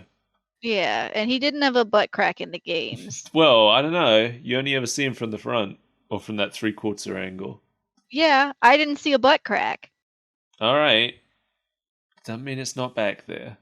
If we've learned anything from Captain N, it's that what you see on that screen, no matter how ridiculous, is the truth. That's true. Sleet turns Dingo into a worm. I would say a snake, but they're the same. But the thing that I was mostly focused on here is that this reminded me that Dingo can transform into whatever he wants. Which makes me wonder why they didn't transform him into a more accurate queen. Like, why did they just put a dress and a veil on him when they could have Maybe transformed he just him? wanted to wear a dress and a veil. That wasn't even part of the trap. That was just... he was taking That a was break. coincidence. Yeah. He just always wanted to live his bridal fantasy. He was like, look, I've just had a bad experience with a chili dog. I'm going to take my 15 minutes now. Sleet, zip me up. Did you notice that so Dingo grabs Sonia and escapes with her, and Sonic calls out for her, and he pronounces her name in a really weird way. Sonia! I didn't pick up on that. I just assumed it was exaggerated. This is where Manic pelts all the robots with all the stuff he's been stealing, proving that stealing is good. This long setup that they've been doing the entire episode finally pays off in one of the most underwhelming scenes ever. My favorite part of it is just the fact that we are told in no uncertain terms that Sonic was wrong to have him put all the stuff he was stealing back. Right! Stealing is okay, children, so long as the money goes towards the resistance or you use it to fight off robots. Yep, their lives were saved by his kleptomania, justifying it. But they escape into the secret passage. And because Manic just has knowledge of all secret passages now. Yes, that's his special character trait. Kleptomaniac, passage finder, Drums. drag queen. I forgot. Oh, I could never. Yeah. Well, before that happens, down in the cells, Bartleby and Robotnik are trying to talk Sonia into assuming the throne and being adopted by Robotnik. Yeah, this is a very strange turn of events. It is wild to me that Bartleby is not considered a villain. Right! He's just okay with this adoption under duress. I have never in my life. Yeah, he's trying to talk her, trying to tell her it's a good idea to be adopted by her sworn enemy. Like, whatever, your mother ran away. You need to do this for the good of everybody. This is totally normal and not weird. I feel like later episodes do make it clear that Bartleby is a good guy, but his main concern is Sonia being safe at whatever cost. So his attitude is basically like, if this means you're safe, then we should give in so that you don't die or whatever. I don't know how she would be safe being under the legal guardianship of a known dictator, but okay. No. And it's probably only the Saturday morning nature of the show that allows it to pass. Because if this was made for any other audience, it would be very clear that he was going to do a murder. But I guess what Bartleby explains is that the Queen has abdicated the throne and that the only way forward is if Sonia takes the throne instead, but then Robotnik will adopt her, and then he'll become the king. Why does Robotnik need to adopt her in order for her to assume the throne? I don't remember. She did, because she says something, and then Robotnik comes forward and is like, well, then I can adopt you. But I don't remember what she said, and I don't care. If it's my fault you are missing a mother, I will remedy that lack by adopting you, our new crown princess, as my daughter. In fact, you may call me Dad. It's a dumb plot. Yeah. They turn the wedding ceremony into an adoption ceremony. There's still an audience. Bartleby loudly announces that the queen could stop this by proving that she hasn't abandoned the throne. And this is where I was like, okay, so here's how you make Bartleby likable here, right? Make it so that the whole time he's been working with the queen, that he's in contact with her, and this was all part of her plan. But he couldn't tell anybody because it would expose the fact that he's working with her. That's not what happens. That is absolutely not what happens. But if that was what had happened, I feel like we'd like Bartleby more. You mean if he had a purpose other than being a sniveling wimp? Yeah, I think so. Yeah. But Sonic and Manic are in the crowd. There's too many robots up on the stage for them to rush it. So Manic says he's going to go create a diversion. And yeah, he goes and he gets himself in drag, huh? Yeah. And it's only later that we piece together what he was attempting to do, because as it shows it, he just like sneaks into a room and steals a hairbrush, and in literally the next scene, he's getting thrown into jail while wearing a dress. Yeah, and he's got makeup and everything on at that point, I feel like. It was extremely confusing. But next time we see him, he's taking it all off as he escapes from the cell. Yeah, so it felt like literally all he was doing was going to put on a dress because that's what he was feeling at the moment. Yeah, but then they throw him in jail and he's like, because even though he gets out of the cell, he's already given up and taken all the women's clothes off. Yeah. And that's just the end of that, because we find out that the actual queen shows up. We don't see her face. What? So before that, we see Sonic in the crowd, and he's wearing a purple hood with like a cloak with a big purple hood. It seemed very clear to me that they were trying to set us up to think that one of the brothers was up there, but it also completely undercuts it because it goes to Sonic when what's her face is up there, and he's like, "It's about time, Manic." Yeah, they undercut it by showing Sonic reacting to it. So there was no purpose to him being in the purple hood, because the queen, for anyone who hasn't seen it, the queen, when she appears on the balcony shouting out about how she's queen or whatever, and she's wearing a purple hood.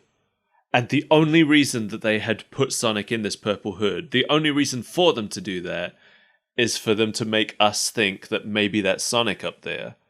But we know it's not, because we see him reacting to it happening. I didn't even connect the two, honestly, because like you said, they immediately undercut it. So it shows Sonic walk up in this purple hood. I'm like, all right, why did he just change his costume? Yeah, there's no reason for him to... That's why. There's no other reason for the purple hood other than the fact that that's what his mum's wearing right now.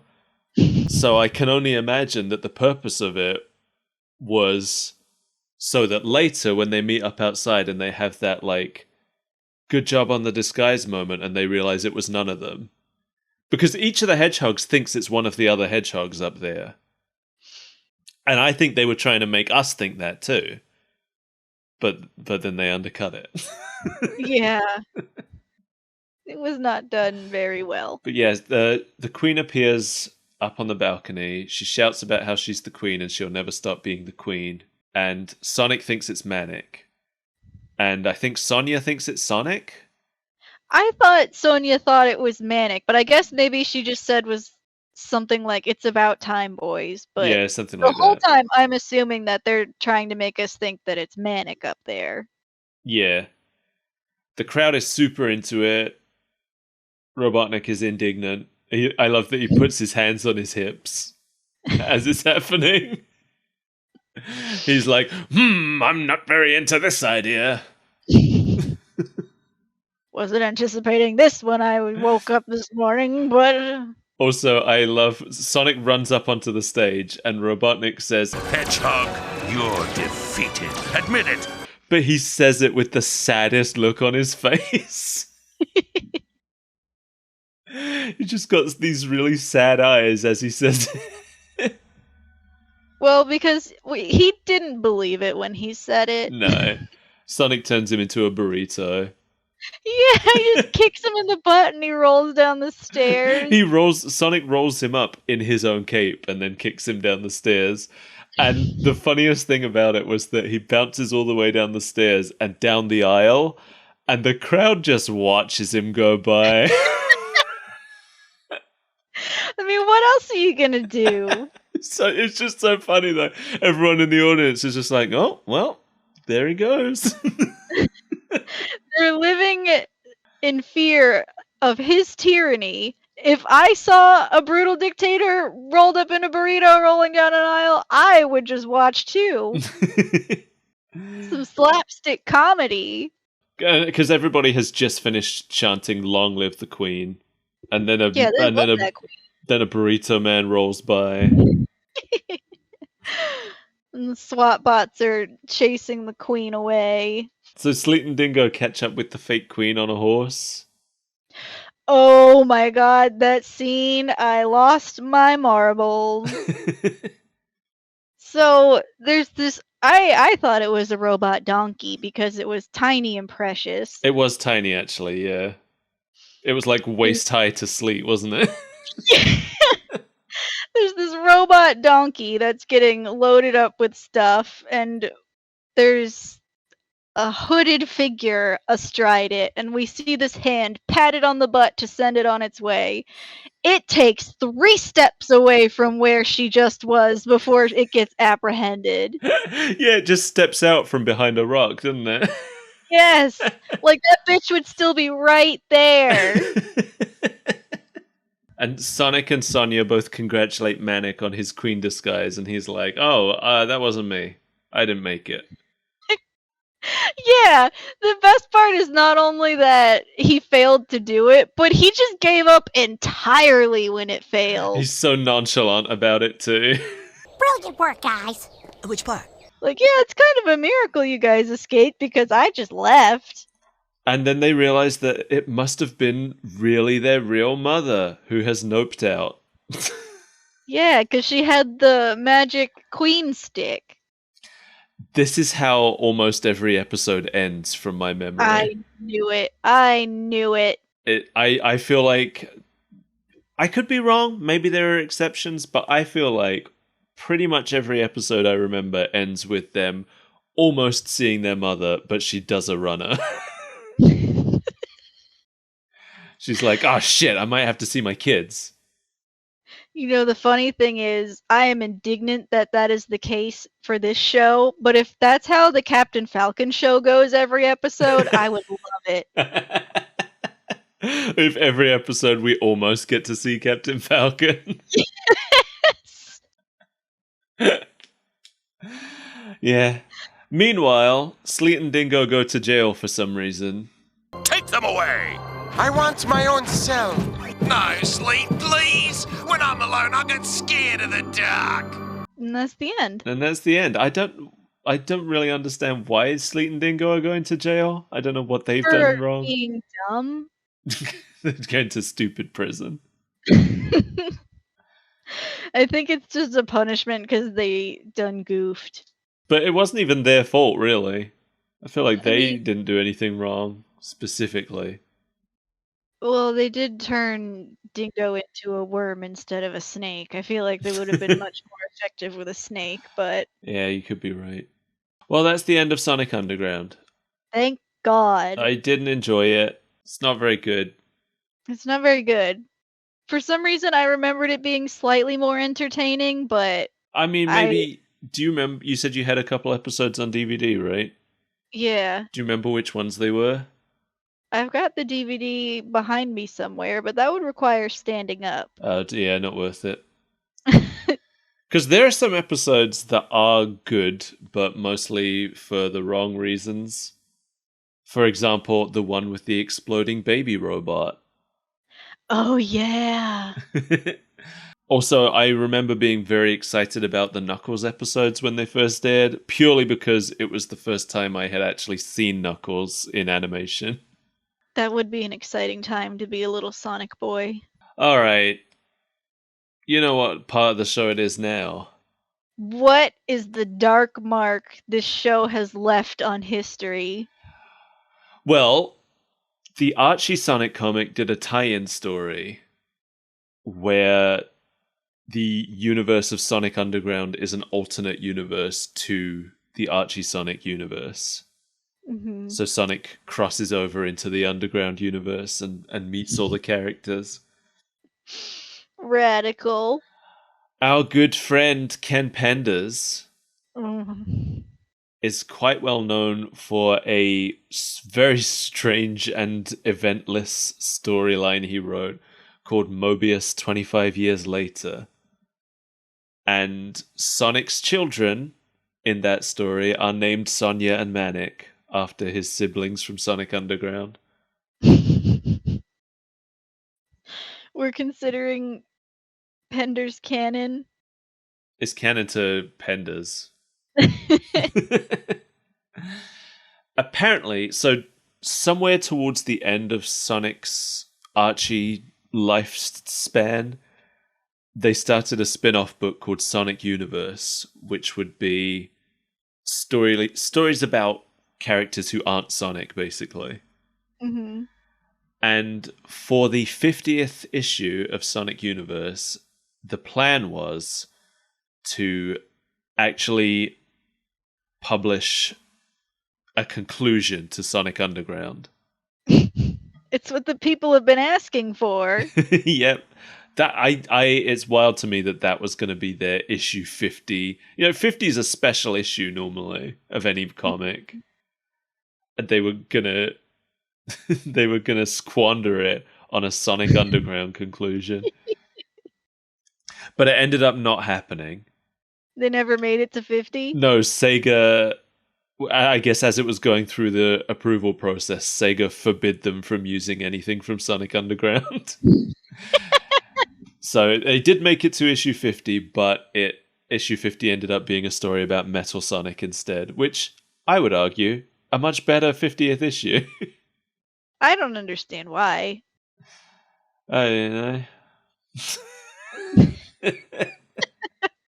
I didn't know how to respond.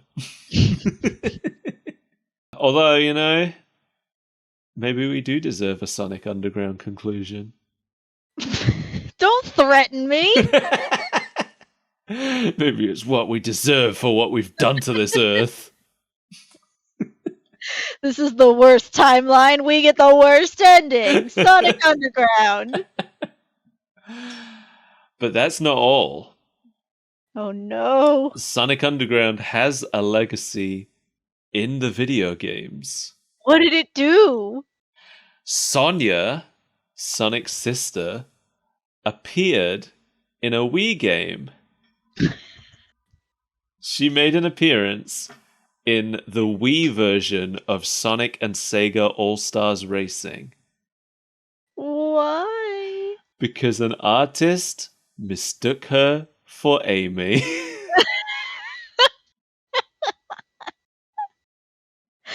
I love it. So the Casino Park Racecourse has face cards, like playing card face card designs featuring different Sonic characters. And the queen, of course, is Amy. Mm-hmm. In all the HD versions of the game, it is just official artwork of Amy on a playing card. But I guess whoever made the lower res textures for the Wii version nabbed some fan art of Sonia thinking it was official art of Amy and put it in there. I love that she is in that game on accident. Yeah. It's pretty funny. But that's it. That's all the legacy of this show. And given the current Sega policy of not referencing anything that wasn't in a game, I think it's probably the end of its legacy unless new management changes that policy at some point. Unless we write fanfic. Unless we write fanfic, but I've got better things to do. Do not lie to the audience like that. Audience, if you want to write some Sonic Underground fanfic, please don't show it to me. I'm gonna write Sonic Underground fanfic and I'm gonna make you read it. You're gonna trick me, aren't you? You're gonna be like, I finally finished the next great American novel, and then you're gonna send me some Sonic Underground fanfic. Robotropolis 3022 AE. Thanks for joining us, everybody. If you're a huge fan of Sonic Underground, I'm sorry. Not about the content of this episode, I'm just sorry. Very interested to hear why, though. It's gotta be hard, right? If you genuinely love this show, the fact that it doesn't have any conclusion... I'm obviously it was set up that way. They never intended to actually reunite Sonic with his mother. It was just a plot convenience. Mm-hmm. It's not like there was any running plot thread in this show. No. Every episode returns to the status quo. Probably because they didn't know what order they'd be airing them in. That's a good point.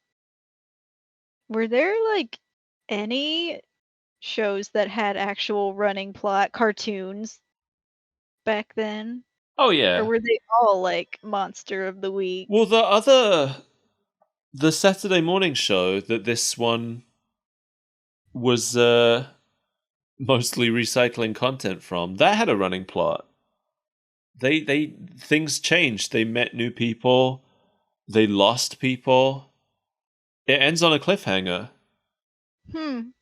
I don't know. I don't understand when TV stations just kind of pick things to air. Yeah, Like, I'm trying to think. Episode 22, that can be number 1. Because there was definitely a trend towards shows that didn't have running plot lines back then. Most shows didn't. I don't think that's really the case now. I think people have realized that continuity gets people coming back. I would think that a trend of not having a running plot would be a defense mechanism because of channels airing them all out of order all the time. Well, I think the fear that a lot of channels had was that if the show had a running plot, if kids missed an episode, they would fall off and not come back. Because this is before we had video on demand. It's before we had, like, even VHS sales were pretty rare at the time. That's true. I can't tell you how many times I would miss 1 week of an Adult Swim anime and come back and everything would be changed. It would be 20 years in the future. Yeah. The robots would be there now. Well, because with anime, yeah, a running plot is pretty common. I feel like most anime have a running plot. But it does mean if you miss a few episodes, you don't know what's going on anymore. And I think when you're commissioning a show like that, you're making the gamble between, is this compelling enough that the running plot will keep people coming back every week? Or is it just going to stop people coming back when they miss an episode? Have we looked at anything yet that had one? Mortal Kombat, I guess. Oh, yeah. You know I don't watch our show. I don't know what we've done. No, I mean, well, I feel like most of the anime we've looked at had a running plot, but that's anime, so it doesn't count. It might just be Mortal Kombat. Because, I mean, Captain N seemed like it was going to have a running plot, but it was the first episode, so I don't know if it actually does have a running plot after that. Well, they have to find her missing father. Yeah, but I don't know if they ever will. What if her missing father is with Sonic's missing mother? Oh my god, what if she is the fourth sibling of Sonic the Hedgehog? What was her name? Princess Lana? Something like that? Yeah. Oh my god, the final crossover episode. All the pieces are put in their place. Make that, everybody. That's now part of our show's canon. Along with Princess Lana's the fourth hedgehog. Yep. Yeah, so what's our canon right now? Princess Lana is the fourth hedgehog, Meatball Ape, Sega Gremlin. Captain Falcon is celibate. Oh yeah, and he's also a Jesus figure. Well, that wasn't show canon. No, but it is canon. That's life canon. Well, I guess we're done. I guess we've said all there is to say about these hedgehogs and their mother. Yeah, I feel like there's more to say, but also we've already recorded for 2.5 hours. So. We have, and I have to pee. Yeah. Well, thanks for joining us, everybody. For coming on this wild adventure of friendship and music and snake things. And missing parents and chili dog robots. Right triangle dictators. Burrito dictators. Yep. And most importantly, kleptomania. Which saved the day yet again. Yep. Kleptomania is the correct state of being, apparently. If you're in a fix, steal something and then throw it. That'll probably get you out of it. If you've enjoyed this show and you want to tell someone about it, you don't have to keep it a secret. You can tell everyone. You can post about it on your Facebook or social media. You can even use your mouth if you're so inclined. Do you own a megaphone? Get one. Shout it from the rooftops. Super Breakfast Friends Club. Shout it to the stars. Super Breakfast Friends Club. YouTube, Spotify, iTunes. These are just several of the podcast platforms I can name. Several or all, we're not sure. If you got a money burning a hole in your pocket, I'll take that burden for you. You can find us on patreon.com/Super Breakfast Friends Club. And if you want, you can join my mother as a patron. Thanks, Mom. Thanks, Mom. We appreciate the money. She listened to all of our outtakes before she listened to the episodes. She's our #1 dedicated fan. No one will ever top her. And now we have to start making some exclusive Patreon episodes specifically for her. She should request an episode, and we'll do it just for her. She could. She's giving enough money that she has the right to request an episode. Because that's a thing you can do. I don't know if she would know any video game episodes off the top of her head that she'd want us to look at, but... Just pick a random one from one of the shows we've already done. Yeah, if there's any show you'd like us to cover again, let us know. And any other patrons who may join, know that wink. You could also make the same demand of us. Or, if you know that you could never compete with the fervent affections of Mike's mother, you could give us money through coffee. That's true. Coffee is also an avenue through which you may dump change into our hands. Into our greedy waiting hands. Our ego waiting hands. Sorry, what did I say? Did you give the Twitter? Twitter at SBreakfastFC. Now I did. Dump your words in our ear hole, where the words go. Bye. I was gonna do it.